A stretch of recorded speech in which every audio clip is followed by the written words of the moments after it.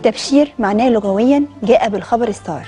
استخدمت الكلمة والمعنى للدعوة إلى المسيحية في المناطق الجديدة من العالم، وكانت البداية في 1492 مع اكتشاف أمريكا.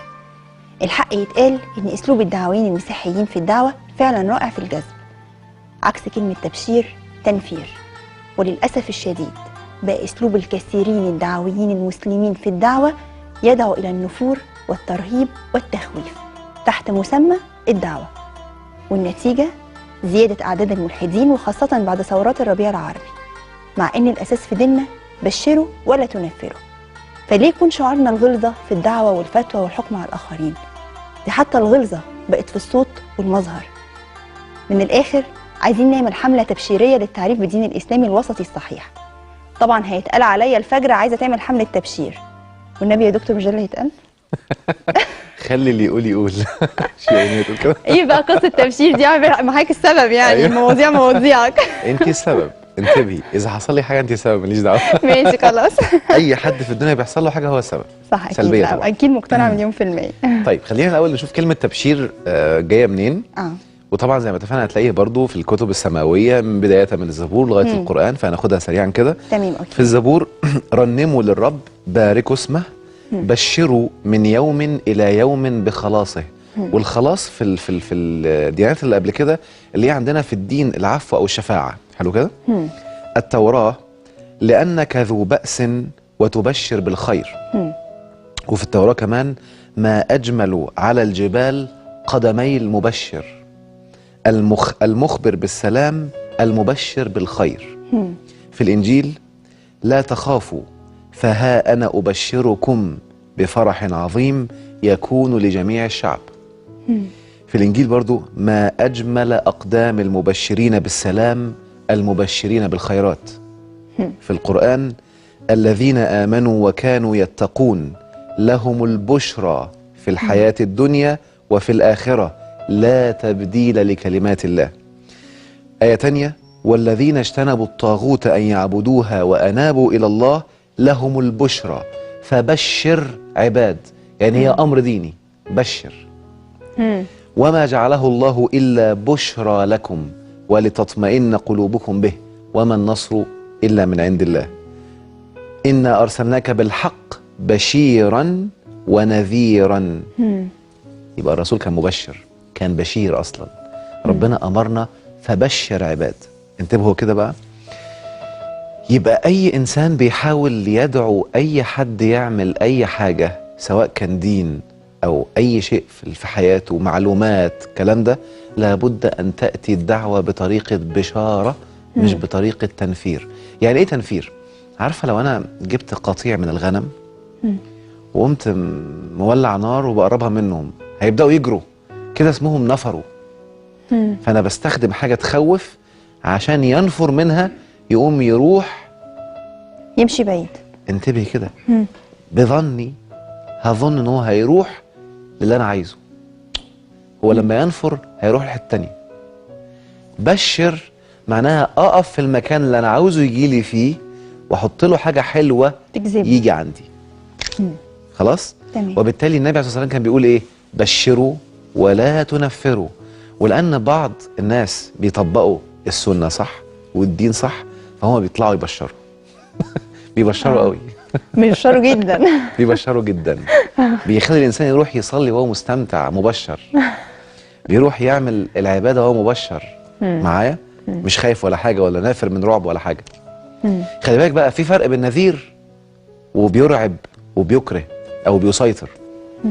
اولا النذير معناها ايه؟ انا لما اقول لك مثلا انتبهي يا ساره، لما تاكلي كذا وكذا وكذا هتبقى صحتك كويسه وتبقي في كامل الصحه والعافيه وهتلاقي طاقتك بقت حيويه، بس خلي بالك ولو عملتي كذا دي ممكن تضرك. ده اسمه نذير. ما بيرعبش، بينذرك ان دي بتضر. لكن ده البشاره والنذير، بشير ونذير، وده اللي كان الانبياء عليها. تمام. التنفير والترهيب بقى، ساره لو اكلتي دي تحصل لك مصيبه وكارثه، انتبهي، اوعي تاكليها، دي ممكن توديكي ورا الشمس، ده ممكن تعمل لك وتعمل لك وتعمل لك. شايفه؟ انت حره براحتك.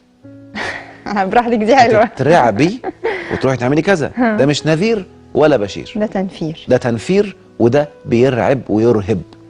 وبالتالي الطريقة دي تخلي الإنسان ينفر، فهينفر مش على الدين، على بره، وانت السبب معايا.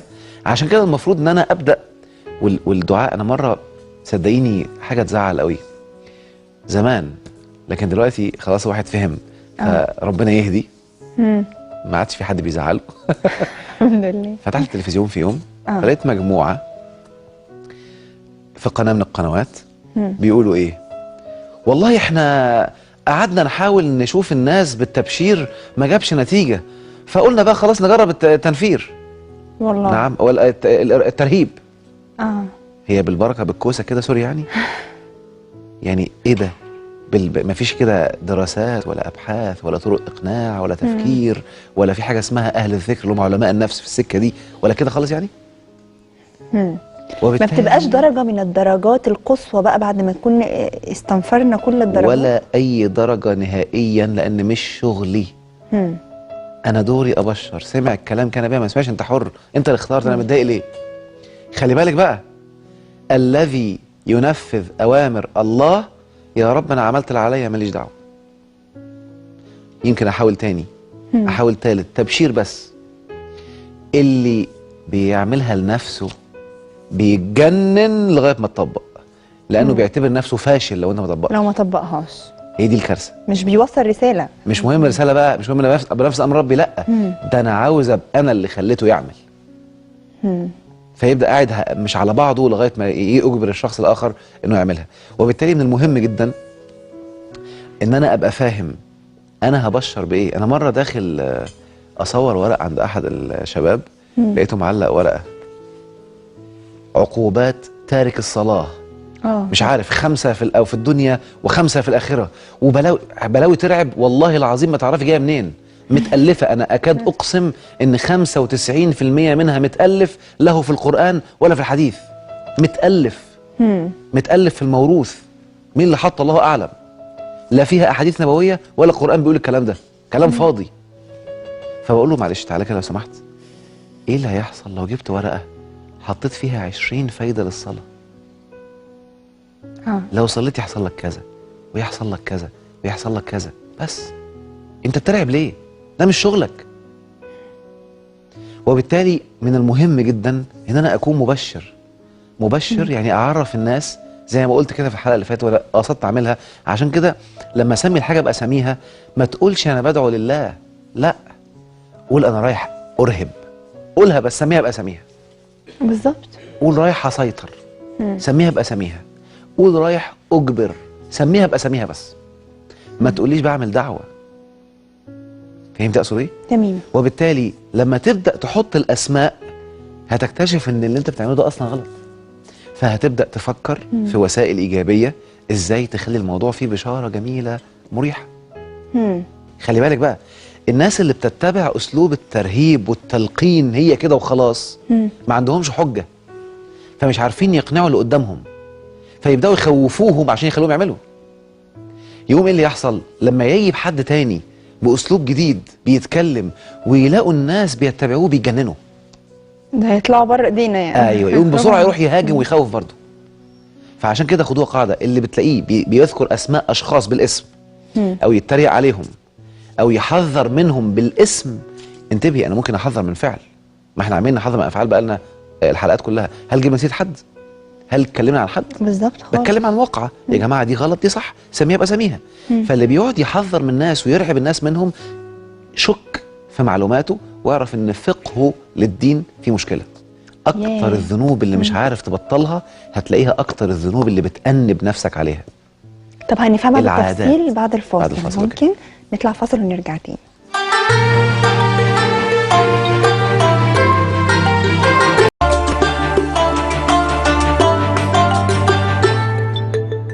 رجعنا تاني وبنتكلم عن التبشير، والجزء ده بنتكلم فيه عن التأنيب. التبشير ولا التباشير؟ لا التبشير. هو على فكره اسمه طباشير تقريبا. الطباشير صاحب الطه. لو اتكلمنا بقى، حضرتك بتقول ان لو اعتدنا تاني على ان كل شويه حد بيديني رساله ان لا لا لا لا، ان انا ممكن افضل ارفضها تماما وما اكررهاش تاني ابدا. ايه بقى تاني؟ هتوصل انا لحالة هنكت على فكره. لا قولها تاني. هتوصل لحالة البلطجة. اه. بمعنى ما خلاص، ما هي بايظة بايظة، ما انا عارف. يقوم احتمالية انك تاخد قرار وتعمل الصح يقل.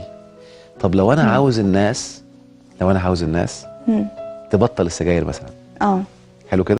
بالمناسبة في حلقة مع حد نتكلم فيها هقول معلومات مهمة هتخلي اللي عايز يبطل بسهولة يبطل لو سجاير. اصلاح ان شاء الله. ولكن هدي مثال ان انا جبت صورة السجاير، علبة السجاير كده، وقمت حاطط شخص في كامل الصحة وبادي بيلدينج وقوة، بحالة قوة، وهقول له لو عاوز توصل لدي ما تشربش دي. يوم ايه اللي حاصل؟ انا لفتني ده اول حاجة حلوة، حالة صحية. الا لو نفخ عضلاته بقى هو كده يعني. انا هقول لك حاجة مهمة جدا بقى. بس خلي بالك، عمر اللي بيعمل سيجارة ما هيحط القاعدة دي، لأنه عارف إنها هتخلي الناس تبطل سجاير. هم عملوا اللي الحكومة قالت لهم عليه، معقولة؟ وحطوها بأسباب نفسية تزود شرب السجاير. وأنا عملت اللي عليا. دي حقيقة فعلا. أصل أنا برضه كنت بقول هو إزاي صاحب المنتج موافق؟ أنا بقول لك أهو، فكري فيها بقى. هم عندهم علماء نفس ولاد لذينه ما شاء الله عليهم يعني.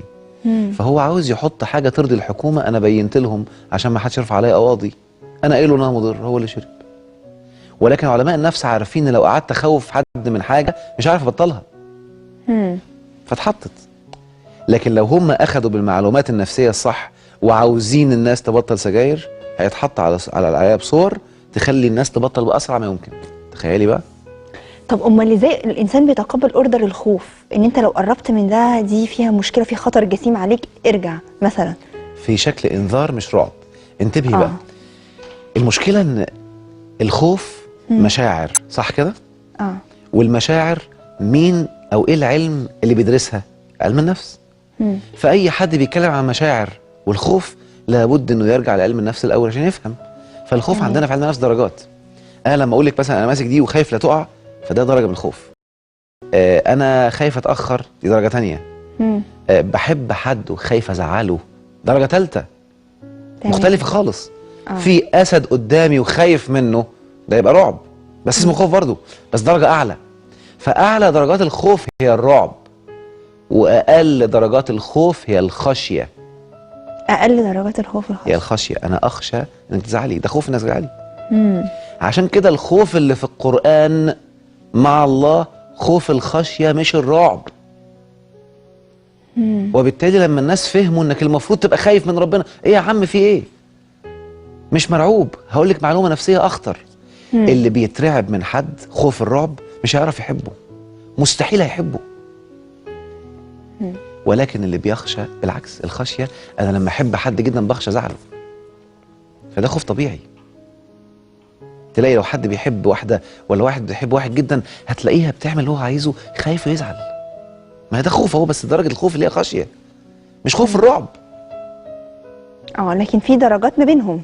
ايوه. وبالتالي لما تفهم بقى مفهوم الخوف اللي في القرآن، وذلك لمن خاف، مش كده، عمل حسابه، اتقاه. لان ايات تانية وضحتها، مش اترعب منه، مش قاعد عمال يعمل كده. ايات الانذار في القرآن ما تجيش حاجه جنب ايات البشاره والنعيم والخير. صح. وازن. ما تمسكش حاجه وتقولي انا بعمل كده دعوه، لا، سميها بقى، سميها، قول انا هرعب النهارده، انا هنفر النهارده. صح. عايز تعمل الصح بشر. عشان كده ربنا قال ادعوا الى سبيل ربك بالايه؟ بالحكمه والموعظه الحسنه. لما اقول هتخش جهنم صلي، ده حكمه؟ طب دي موعظه حسنه؟ فين الحكمه؟ ملهاش علاقه خالص. فانت ما طبقتش الامر اصلا. طب انا نفسي اعرف حاجه برضو، بقت في سمه غالبه للاسف للدعوه ان هي بتميل للغلظه وللقسوه وللتنفير. ايه السبب؟ السبب اساءه فهم الايات. انتبهي كده، كلمه غلظه خلي بالك انها جايه في كذا موضع في القرآن. يعني في حاجه اسمها غلظه القلب. ولو كنت فظا غليظ القلب لانفضوا من حولك. ده غلط، ايه تعملوا ده يا اخي اتق الله، دي اسمها غلظه قلب. وفي ايه بتقول بقى للي بيعملوا حاجات غلط، او اللي احنا لو داخلين معاهم حرب، وليجدوا فيكم غلظه. ما قالش في قلوبكم غلظه، قال وليجدوا فيكم غلظه. بصي مثلا انت النهارده جايه تعملي لي مشكله، بقول لك ساره انا عاوز لك الخير وعاوزك تكوني كويسه، بس انتبهي، لو حاجه حصلت مش هسكت، وهرد الصعصعين. دي غلظه. تمام. بس عايز نبقى حبايب، يلا. انك لو هتحاربني هتلاقيني غليظ لا ألين، هفضل مستمر. لا، ده انا مش انا مش راجل عبيط. مش عشان ديني بيقول لي بقى سلام وديني بيقول لي رحمه تخش تعمل لي مشكله. لا، انا في الحاله دي غليظ، وغليظ قوي كمان، بس غليظ برحمه. ان لو ينفع اوقفك من غير ما اضرك هعملها. هكتفك بغلظه وانا بدعي ما تتضرش. شايف الفرق بين الاثنين؟ انا بغلظه وحماس وقوه، ولكني مش عايزك تتضر، لاني عاوزك تفهم وتبقى حياتك كويسه انت كمان. اتفهمت الايات دي غلط خالص. ايوه، انتبهي. اقول لك حته، الشيخ الشعراوي يمكن بنعمل ساعات بعض الجلسات مع المجرمين في السجون. يمكن عملتها في كذا دوله عربيه، وحاجه اسمها مصالحه فكريه، او ازاي نتكلم مع الناس عشان نظبط الافكار بتاعتهم. حلو كده؟ تمام. الشيخ الشعراوي كمان كنا بنشوف الحلقات بتاعته عشان نتعلم منها. فالشيخ الشعراوي مره كان قاعد مع احد الشباب اللي فاهم الدين بقى، تكفير وضرب ونسف والكلام الفاضي ده اللي بيسموه من الدين ده. فقال له بص، لو انا دلوقتي في بيت فيه دعاره ومشاكل وبيعملوا كل الموبقات، هتعمل فيهم ايه؟ قال له هروح افجر البيت باللي فيه. قال له ولما تفجر؟ قال له ليه؟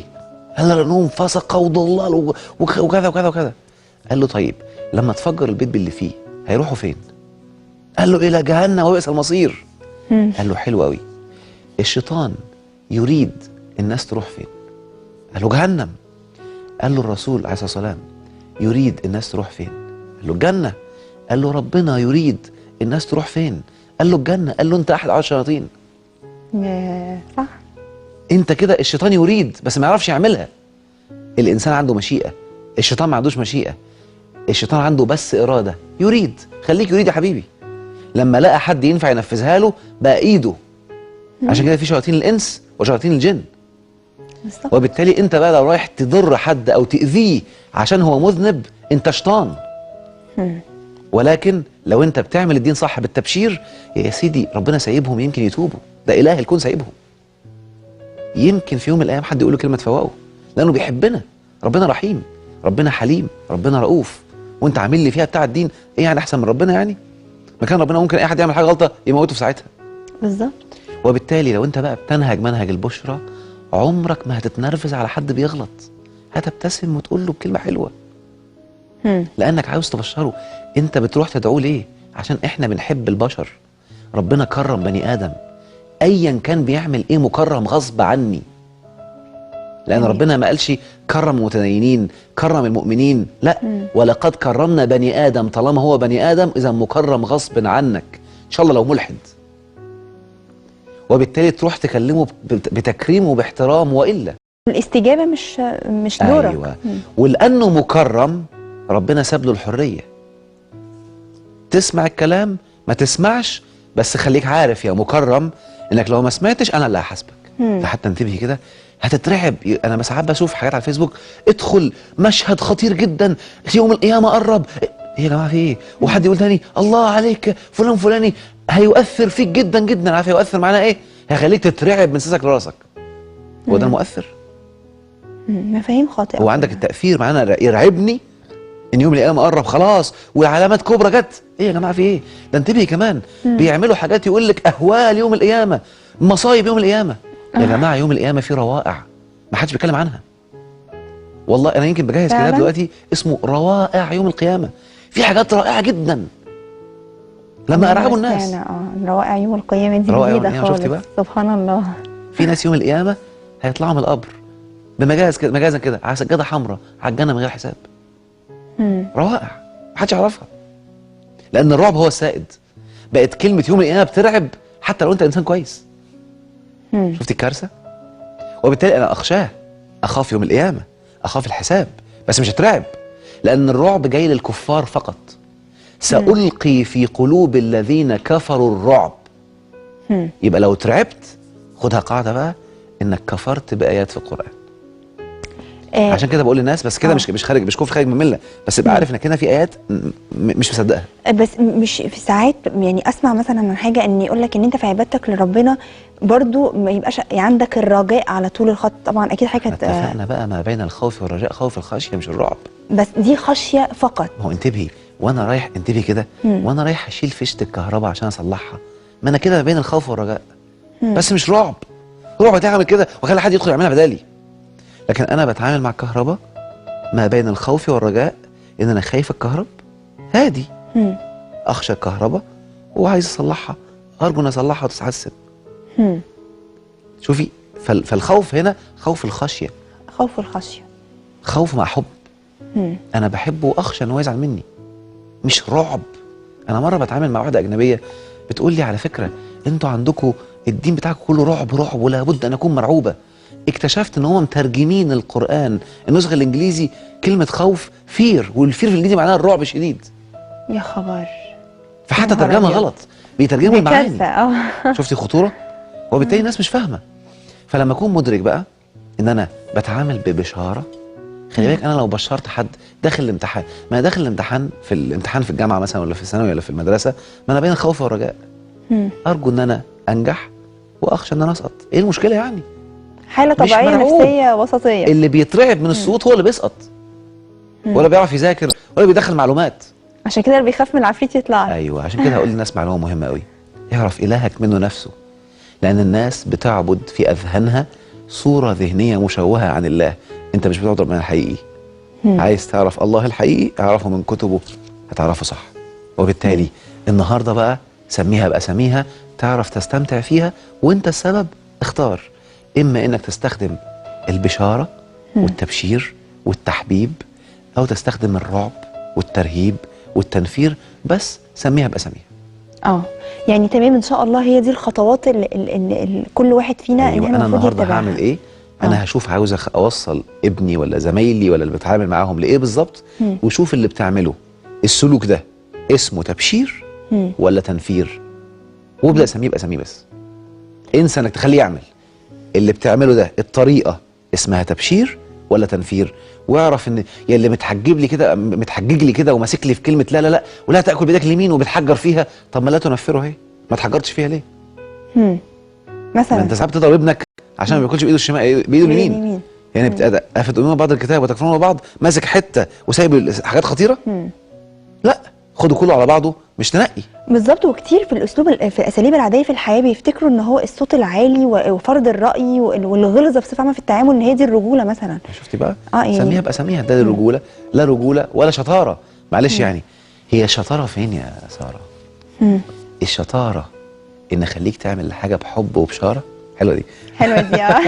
الشطاره ان انا اخليك تعمل الحاجه بحب وبشاره، ولا الشطاره اني اجبرك تعملها؟ ما البلطجي ممكن يعمل اللي يخليه يعمل كده. فين الشطاره؟ فين الدين بقى؟ ده الطريق السهل.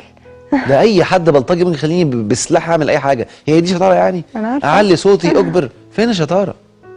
هي اسهل. هي بصراحه بتخلص. ما هو فين بقى؟ بطبق غلط بقى. الشطاره انك تخليني اعمل الحاجه ببشاره وبسلام وبوعي. تمام جدا. شكرا قوي دكتور احمد عماره. وزي ما بنأكد ان شاء الله على الفيسبوك تواصلوا مع دكتور احمد عماره في اي استفسارات واي اسئله. اشوفكم الحلقه الجايه ان شاء الله على خير. سلام عليكم.